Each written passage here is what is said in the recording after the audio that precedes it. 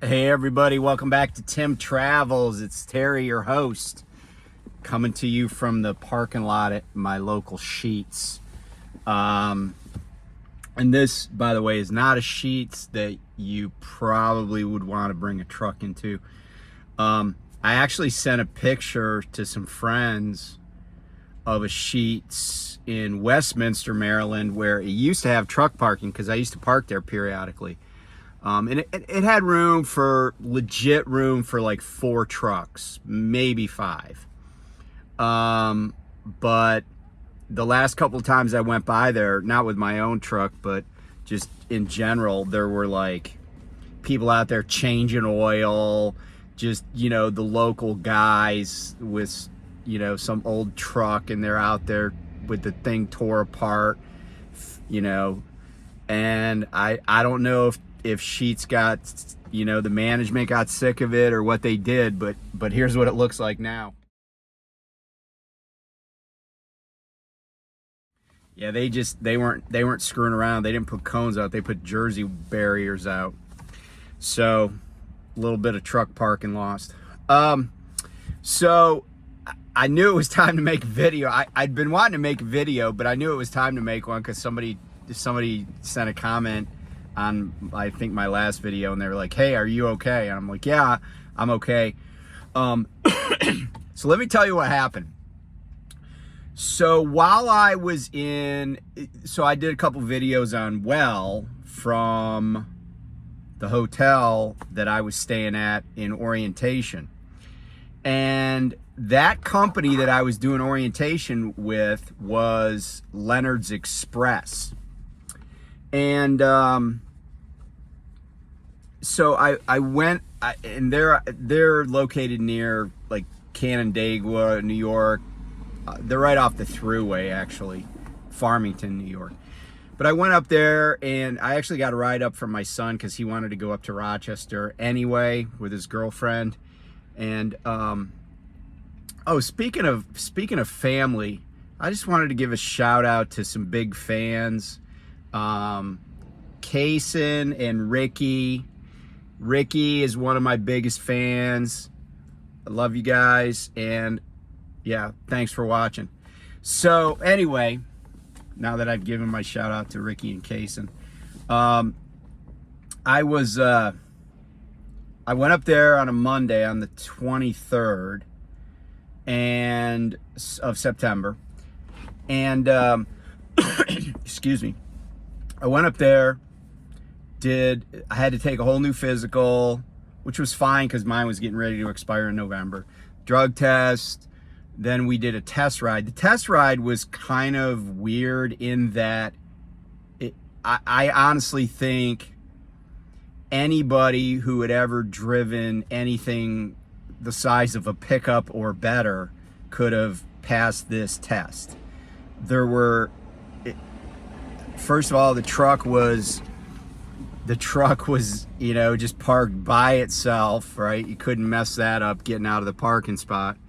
And it was kind of weird because I put my flashers on because I'm just used to doing that when you're on a yard.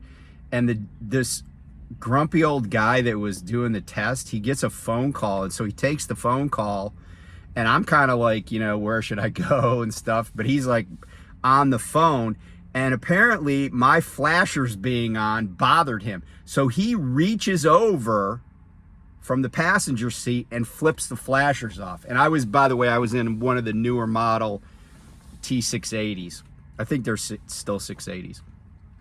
So I was like, all right, buddy, it's your truck, But I thought I kind of thought that was uncool I kind of thought, like, you're doing a test ride. You don't know if I'm going to just run this thing into a wall and you're on the phone, but whatever. So I went and did the test ride, and it was just like, go out on the thruway, go up down towards over west towards Rochester, go up towards the city and loop around, all freeway. And then, and even the turns, like coming out of the place, there were no hard turns. It was the easiest road test I ever did. And yeah, like, I didn't have to back the truck up. I didn't have to do anything. so I'm like, okay, whatever, it's your circus. You can, decide what ring I'm going to be in. So I did, so we started orientation, but it was just something was off. And I even felt weird going there. I mentioned it to somebody a friend that I was like, man, I don't know. It seems like this is a good company, but I don't have a good feeling about this. And I kind of thought that, okay, maybe, I don't know. I was like, maybe they'll find something on my physical that I don't know about, and I'll, or maybe I'll mess up the road test. Because I know some people that have been sent home from an orientation because they made a mistake on a road test, or they were sent home because something happened, So I was just nervous about that. So I get through that part, but it was just weird because the person who ran the orientation was this lady that was old, and I'm 62, and she was like old to me. Like, I felt like we were a generation apart. And she, and the whole vibe was, you're lucky to be here, like, to the whole class. And, this is how we do things. And she had a million, what we would call in the Navy, sea stories, because her husband, who died 15 years ago, used to be a trucker. And a lot of the stuff that she was like putting out like it was gospel, I was like, I have never heard that. Never. Like, she was talking about like pill boxes and prescription medication, and I'm like who? And then it was like it was urban myth at this company, because somebody else mentioned that. But I'm like, I have been inspected. I've had roadside inspections. I've been pulled over for roadside inspections. I've never had a ticket, but I've been pulled in weigh stations, pulled over on the side of the road twice for inspections, once in Illinois, once in Indiana. And never once has anybody asked me about prescription medication. Do you have a pill box? Like the little things that hold all your pills, this 7-day thing. And I'm like, and everybody's supposed to be an experienced driver, so I was like, why are they even bringing in and all this stuff up? And she just had things to say about everything, and I was just like, it's her orientation, right? So but I will tell you that, and this is where it started to get really weird to me. Many of you know this, but my first name, I go by Terry, but my first name is Terrence, right? My first name is Terrence, but I go by Terry, and I always have. Well, the first day I get there, she's calling me Terrence, and I said, hey, I prefer to be called Terry. And I don't think it's that much of an ask to just call somebody what they'd like to be called, or even pronounce their name the way that they pronounce it. It's just a sign of respect. And so a couple of times I said it to her, please, call me Terry, or I go by Terry, or something like that. She just ignored me, or was not smart enough to like make the leap or whatever. I don't know. So fast forward to the second day, this guy comes in, and he's going to start talking about hours of service. And this guy's name, I felt like he was an old fart, even though I did a little research. He's only 3 years older than me, but he just acted like an old fart, and a guy that was constantly pissed. And he even said that the company, he was like in operations. He said that the company's CSA score on the hours of service line item made him want to puke. And he was like all animated about it too, right? Like, he wasn't even joking. And I was like, okay, dude, just ease up. You got a satisfactory rating. But the first day when he came in, so that like in the middle of the second day, he comes in and he's like saying names and pointing to people. And he pointed at me and he said, Terrence. And I said, I'd prefer to be called Terry. And he says, well, I'm old school, so I'm just going to call you Terrence. And I got to admit that I immediately felt my blood pressure spike. But I didn't say anything. And I just kind of stared at him. But I did all the stuff I was required to do. I exhibited knowledge. We went through all this. But on the last day, on Thursday, right? So fast forward now to Thursday, one of the guys in my class, and by the way, I was the only OTR guy in that group, because Leonard's Express has like OTR, they have a ports group like drayage down in Wilmington, and then they have like the other three guys were going to be just like regional. So New York, Pennsylvania, New England type thing. In other words, all the areas most people don't want to run. So I was really the only guy that was OTR, and they do have a terminal out in Caldwell, Idaho. Although the lady that was running orientation kept calling it Cadwell, like she didn't see the first L in it. And anyway, so we get to Thursday and they say to me, before I mention that, so one of the guys in my class says to me on Thursday when the instructors were, the people were out of the room, says, hey, dude, when he said he was old school and he was just going to call you Terrence, did that make you really pissed? And I said, yeah, I kind of was pissed.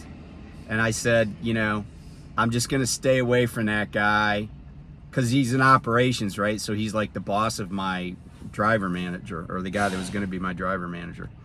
And I said, I'm just going to stay away from him, but I don't think he should ask me for any favors. And this guy was like, yeah, I would have been pissed too, So we get to the end of the day on Thursday, and they're telling these other three guys stuff they got to do, and they already had like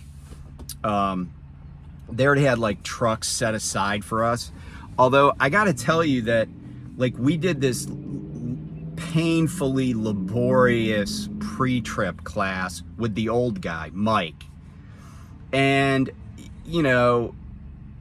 it was just weird because the truck we were looking at was pretty tore up. It was one of the newer Kenworths, like it was a 23, but it had missing body panels, stuff that was like clearly like the deer guard was all but part of it was like dented in and rusted, and because the chrome had gotten knocked off it, and the skirt on the bottom left side was like basically tore off, and then when it was just weird because that truck was actually going to be given to one of the other guys in the class, and I was like, man, that's to me that's not a good look, right? Like, don't give a guy a truck that's busted up, because nobody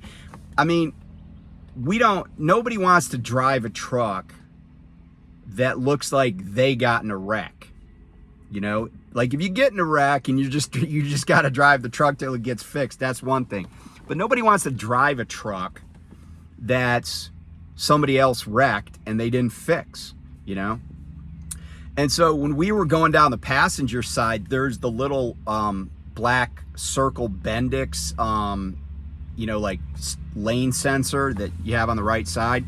And we had those at well. And, those things have they're about this big around, and they just have a flat cap on them.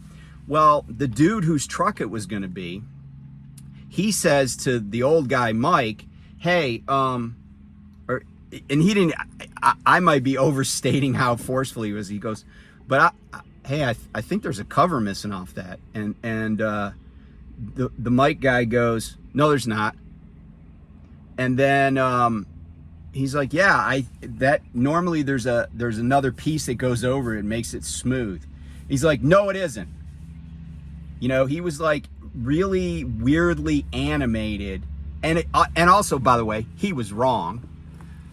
And so then they parked these trucks out right by the orientation exit the room exit. And I went and looked at, and I asked for a Freightliner, and they actually got me a Freightliner because most of what they got are KWs. And I just wanted to get back into a Freightliner. So they got me a Freightliner. They had already told me what truck number I had. And I went and looked at it, and it was filthy. Like, they had not done one stinking thing to prep this truck. Nothing cosmetic. So it hadn't been vacuumed, it hadn't been swept out, it hadn't been wiped down. The outside was filthy. It was a bad look, in my opinion. Now, this, it's not, I dealt with that at my first company where, the first couple of trucks I got were just like kind of nasty, and then they finally just gave me a new one. But it just was a weird look to have these trucks that were, like dinged up. And yeah, it was just weird to me. So anyway, we get to the end of Thursday, and they said, hey, we're going to take you, meaning just me, because the other 3 guys were like local. They're like, hey, we're going to take you back to the hotel, and your driver manager will get you a load in the morning. I'm like, okay. And I should say, like, even around the base of the seat in my truck, there was like food on the floor, like peanuts and crap. So I'm like, okay. So the Mike guy is going to give me a ride back. Now, mind you, I didn't have any kind of pleasant conversation with this guy after he did the "I'm going to call you Terrence because I'm old school" thing. But I also didn't express displeasure. I just was silent around him. So we get in the van, we go back to the hotel, we pull under the canopy, and he puts the van in park, and I'm kind of getting my stuff, my soda cup and my paperwork, and he says, Terrence, which, okay, whatever, dude. We're not hiring anybody at this time. And I kind of looked over. I was like, did I do something wrong? Because mind you, zero feedback, no feedback at all the whole 4 days. I said, did I do something wrong? He said, as I said, we're not hiring anybody at this time. And then he said, we'll get you a plane ticket or a bus ticket home. You can stay in the hotel, and check out tomorrow morning. I was like, all right, well, I'll get myself home. And I got out of the van. So I called my wife. I'm like, hey, here's what happened. And, I sent a message to the recruiter, and I said, hey, I appreciate your hard work. Because, I like the recruiter. I said, are they going to pay me for my travel? Or he's like, no, they're probably not going to pay you. So, I don't really care. They did, by the way, they did give me $100 gift card to eat evening meals on. So that was kind of cool. And the hotel was fine. And the cool thing about this whole trip was I have a lot of family up there. My aunt lives maybe a half a mile from like where I took my physical and where their offices are. So it was cool. I got to see some of my cousins and my aunt. And so that was all good. But it was just, the whole thing was just kind of weird. And, I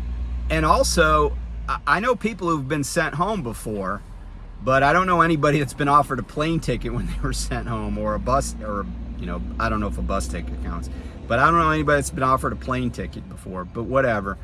But I was just like, earlier in the week, they were complaining about the longshoreman strike that was going to start.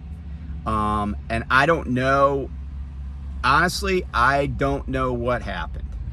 I'm sure this Mike guy knew that he wasn't like high on my list of people that were favorites. But he just wanted to be a dick to me for some reason. I don't know. Maybe he found my YouTube channel. But it was just kind of weird and off-putting, to not even get an explanation. It's like, okay, I came to orientation, you don't like me because I didn't do anything wrong, right? Like, I didn't do anything that wasn't totally professional, but like, you don't like me. And I am the first one to acknowledge that, when you're an at-will employee, you can be fired for any reason or no reason. And I guess, technically I was in orientation, so I was in the interview process, right? The in-processing. But there was nothing that, nobody said anything to me that was like, oh, hey, don't do that. Or, hey, we're worried that you're not going to do things the way we want or whatever. And by the way, this company has inward-facing cameras, driver-facing cameras. They have a fuel network that is not my cup of tea. Like, they only do Pilot Flying J, but then even within Pilot Flying J, they only do certain Pilot Flying J's where you're allowed to fully fuel the truck and the reefer. Other places, if you stop for tractor fuel, you have to get like de minimis amounts, 25, 30 gallons, because it's not in their like preferred network or whatever. So, I'm a Loves guy, but I was like, all right, whatever. It's their circus. They could tell me what ring to be in. And I was like, I kind of felt like I was going to be able to run and make some money, and they run coast to coast, so I was cool with that. I mean, I wasn't like loving still doing reefer, but it was what it was. And I even like their location, because even if I'm at the terminal and I'm stuck at that terminal, I got family within walking distance. So anyway, that was just my weird kind of experience at Leonard's Express. But I'm gonna talk about a couple other things that have been going on with other trucking companies that might be of interest to you. Okay, so sorry, I had to do something real quick. So I just came back home, and I kind of was like, all right, what do I want to do? And it was kind of interesting because I went to the orientation like just a couple days after I left well. So I really didn't have much time at home, and I didn't, kind of figure things out. And so while I was home and I was applying for other jobs, and it's interesting, you learn a lot about companies by just applying to them. And what I learned when I was applying for jobs is that things are pretty tight right now. And even though employment numbers are generally pretty good, and a lot of jobs were added in the last quarter, it's also true that a lot of jobs disappeared in the like warehousing, logistics, and trucking arenas. There's been a lot of layoffs in that industry, and so there's probably more truck drivers looking for jobs than there are good jobs for truck drivers right now. But I applied to a couple of places that I'm sure would take me, except the reply that I got was, hey, we don't have any empty seats right now. And I see that as a positive with regard to those companies, because it tells me that those companies have been conservative about growth. They didn't, chase the bubble or chase they didn't follow the gold rush. And so they didn't buy too many trucks. They didn't buy too many trailers. They focused on just doing what they do and probably having the best drivers they could. So when a company doesn't have any trucks available, it just means they're probably keeping their powder dry. I had another company that kind of said, hey, we're not going to do any orientations until November. Another company said, hey, check back in 6 months, you're waitlisted. So there are a lot of, it's not as easy as it once was. I will say that. But I also had a couple of companies that I applied to because people recommended them on the channel, and I applied to them, and